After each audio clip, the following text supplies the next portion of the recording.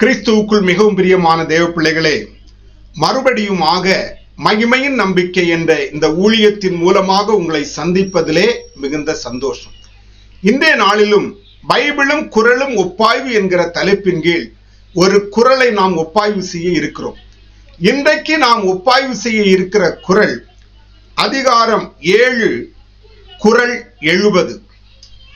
மகன் தந்தைக்கு ஆற்றும் உதவி இவன் தந்தை என்னோற்றான் கொல் எனும் சொல். மகன் தந்தைக்கு ஆற்றும் உதவி இவன் தந்தை என்னோற்றான் கொல் எனும் சொல். மகன் தாம் பெற்றெடுத்த மகன் தந்தைக்கு, தமது தந்தைக்கு ஆற்றும் உதவி, செய்யும் உதவி இவன் தந்தை, இவனுடைய தந்தை என்னோற்றான், இவனை பெற்றெடுக்க என்ன தவம் செய்தானோ கொல் எனும் சொல் என்று சொல்ல வைப்பதாகும். இந்த குறளுடைய பொருள் என்னவென்றால், மகன் தம்மை பெற்றெடுத்த தந்தைக்கு செய்யும் உதவி இவனை பெற்றெடுக்க இவன் தந்தை என்ன தவம் செய்தானோ என்று சொல்ல வைப்பதாகும். இன்னும் கொஞ்சம் விளக்கமாக நாம் பார்க்கும்போது, தாம் பெற்றெடுத்த மகன் சான்று உரைப்பவனாக அவையிலே முந்தியிருப்பதை பார்க்கும்போது, அந்த மகனை வளர்ப்பதற்கு அந்த தகப்பன் சிந்திய வேர்வையின் வலி எல்லாம் மாறி ஆனந்த களிப்படைவான். மற்றவர்கள் சொல்வது மாத்திரமல்ல, மற்றவர்கள் சொல்வார்கள், இந்த பிள்ளையை பெற்றெடுப்பதற்கு தகப்பன் என்ன தவம் செய்தானோ என்று சொல்லும்படியாக மகன் தகப்பனுக்கு உதவி செய்ய வேண்டும் என்பதை இந்த குறள் வலியுறுத்துகிறது. அப்படி மகன் சான்றுரைப்பவனாக அவயத்திலே முந்தி இருக்கும் போது, அந்த பிள்ளையை பெற்றெடுத்த தகப்பன் அந்த பிள்ளையை கொண்டு வருவதற்கு, அந்த அவையிலே முந்தியிருப்ப செய்வதற்கு பட்ட பிரயாசம், வலி எல்லாம் மறைந்து போகும். இதை நாம் புரிந்து கொள்ள வேண்டும்.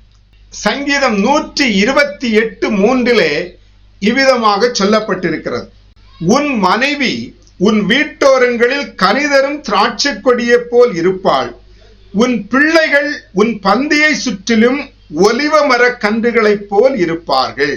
பிள்ளைகள் உன் பந்தியை சுற்றிலும் ஒலிவ மர கன்றுகளைப் போல் இருப்பார்கள்.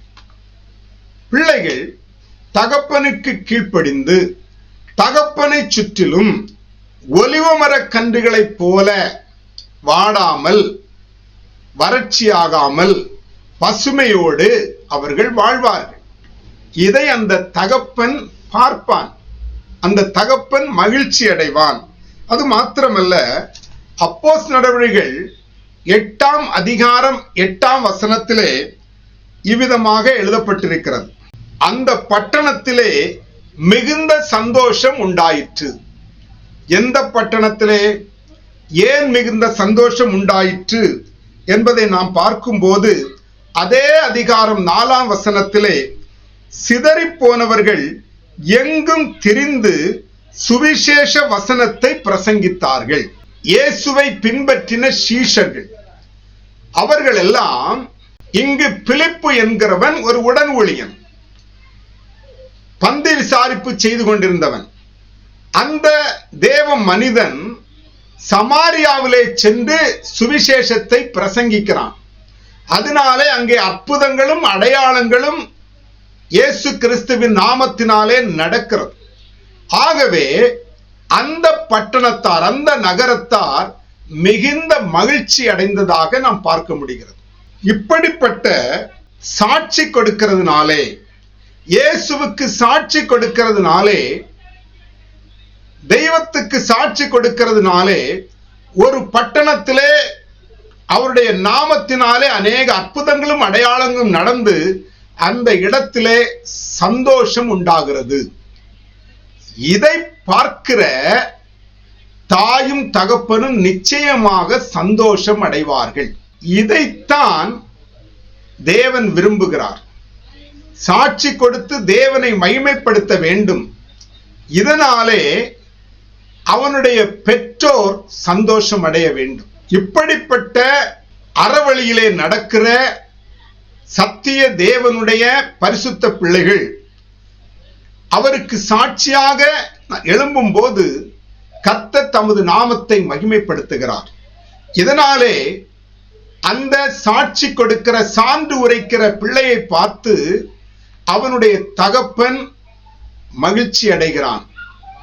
மற்றவர்களும் அவனை சார்ந்தவர்களும் அயலாரும் இவனை பெற்றெடுக்க இவன் தகப்பன் என்ன செய்தானோ, என்ன தவம் செய்தானோ என்று அவனை புகழுவார்கள். எவ்வளவு ஒரு மேலான காரியம் பாருங்கள். கர்த்தருடைய வசனத்திற்கும் இந்த குரலுக்கும் எப்படி தொடர்பு இருக்கிறது பாருங்கள். கர்த்தருடைய நாமம் மகிமைப்படுவதாக. இதை கேட்டுக்கொண்டிருக்கிற யாவரையும் கர்த்தர் ஆசீர்வதிப்பாராக.